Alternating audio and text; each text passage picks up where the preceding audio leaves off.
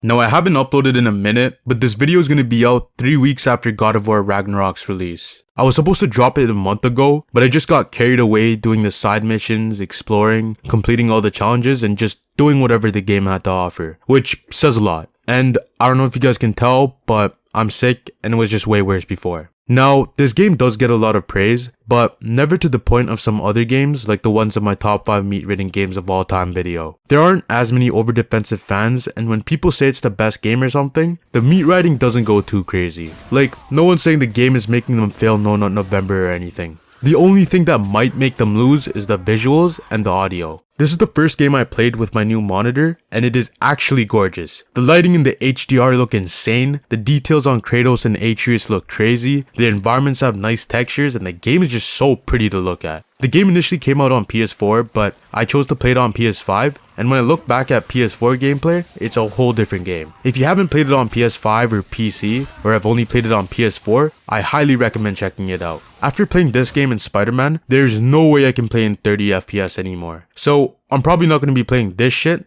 anytime soon. And also, something else that's hella impressive, especially since the game was released on PS4, is the continuous shot. There's not a single cut in the entirety of the game, which makes the game even more impressive than it already is. There's no cuts in cutscenes, transitions between gameplay and cutscenes, fast travel, or anything. It's a continuous shot the entire game. But it isn't just the visuals, cause the audio is banging as well. I played this game once and I started listening to the main theme on the way to the gym as a form of pre-workout. But that's not even the best part of the audio. Christopher Judge has the best voice any man can ask for. Anytime words come out of this man's mouth, it increases testosterone levels, boys hit puberty, and people start lateral raising 135. This man actually has one of the best voices not just in gaming, but ever. And it's not just his voice, cause the acting is phenomenal as well. We all know no one calls Atreus Atreus, everyone calls him boy. I don't know what I'm gonna be calling him in this video. I usually say boy, then Atreus, and I call him Atreus the least. But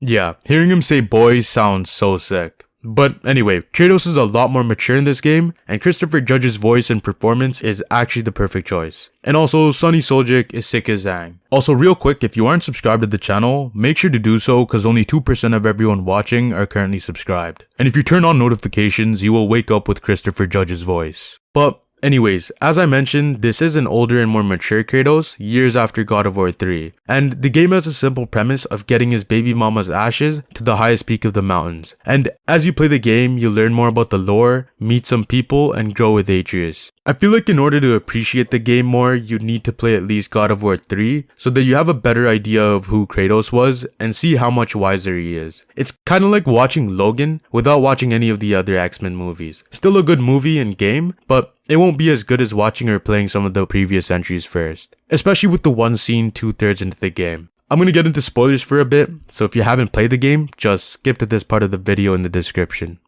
Alright, so spoilers. Getting the blades back was so sick, and if you haven't played the older games, it wouldn't have been as special. And once you actually use it in gameplay, it's so much more satisfying compared to the older games. I don't know what to exactly pinpoint that makes it so much better, but I think it's just the combination of the third-person shoulder camera angle, the sounds, and just the overall visual improvements. There's more weight into the attacks, and using them in-game was just hella satisfying.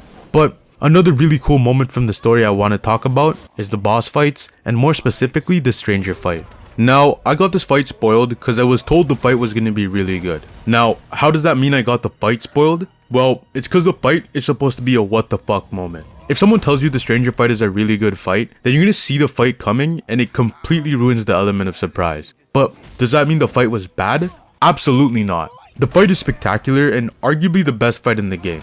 It's like 15 minutes of Kratos and Baldur rocking each other's shit, and you're constantly on the edge of your seat. But with that being said, I feel like the fight being this good kinda made the other fights not seem as crazy. Now, they're still really good fights, especially the final fight with Baldur and Magni and Modi, but they're just not on the same level as the stranger fight. Other than that, that's pretty much all I want to talk about when it comes to spoilers. But seeing Kratos trying to raise Boy and seeing their dynamic was very compelling since it's Kratos. The man's so serious, he makes the rabbit and the tortoise story sound goofy. And that's another thing about the story, more so the dialogue, and it's the dry humor. They use it very well and sparingly so that it doesn't detract from the story. It never ruins the tone of any of the scenes, and I thought it was implemented really well. With how the game ended, there's a lot of things to look forward to in Ragnarok, and hopefully they can make it as good, if not better. I also saw the secret ending, I guess you can call it, and I'm surprised I never got it spoiled. Well, I did see the trailer for Ragnarok, but other than that, I got no spoilers whatsoever. But yeah, that's pretty much it when it comes to the main story.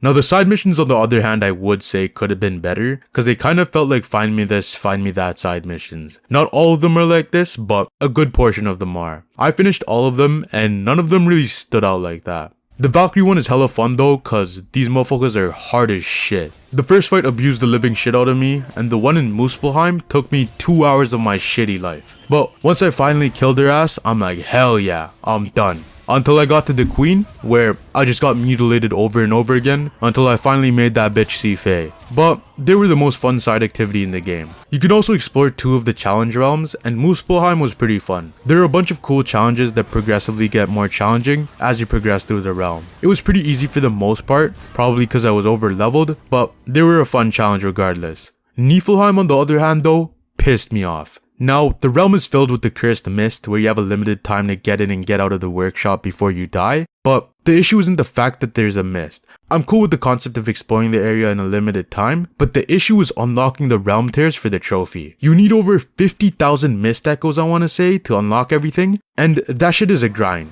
You need to loot the area entirely so many times and it just becomes a chore. And what makes it even worse is if you get the witch enemies. These are the worst enemies in the entire game because they keep teleporting. So you don't end up hitting your attacks properly. So most of the time when I get these motherfuckers, I just run right past them because I'm not trying to deal with their bullshit again.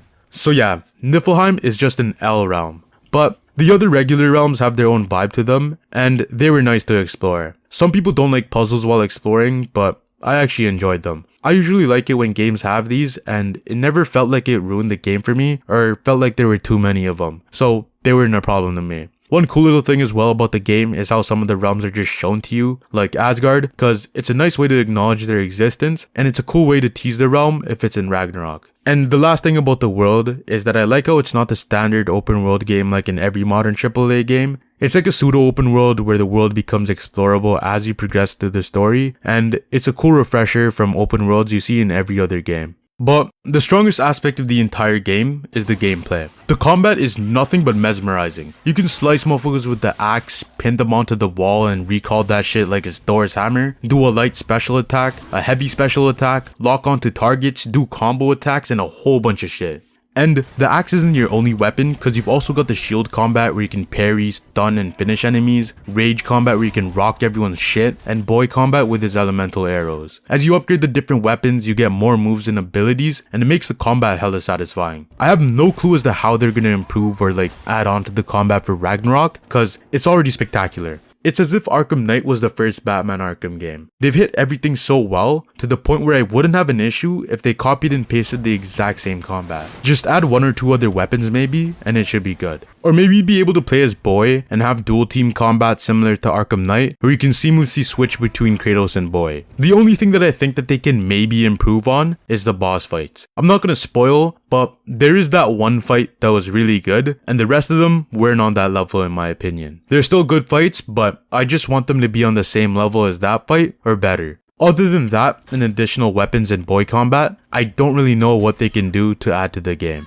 Actually, one thing that they need to change is the Niflheim Mist Echo upgrades. I hate that realm with a passion, and when there's an armor piece that needs Mist Echoes for upgrades, I just want to slam a door on my skull. So yeah, Niflheim just has to go or just needs to change somehow. Those are my only issues with the game. Everything from the visuals to the gameplay to the story is nothing but amazing. So overall, I think God of War is excellent. I'm excited to see what they do for Ragnarok and I'll drop a video on it. Not anytime soon though, cause I'm gonna be taking my time with it instead of rushing it, like this game. It took me a while to play this game and I haven't enjoyed a game like this in a while. I think it's far from overrated cause the game actually nails every aspect. But I had a really great time with this game and it was a really fun platinum as well. The only annoying part was the Niflheim thing. Collectibles were fine cause I got most of them all just regularly playing through the game cause it was fun to explore regardless. But if you haven't played this game, I definitely recommend checking it out, preferably on PS5 because 4K 60 just looks gorgeous. And if you have PS Plus, it's free because it's part of the collection, so you don't even need to buy it. It'll be sick on PC as well, so it depends on what system you prefer.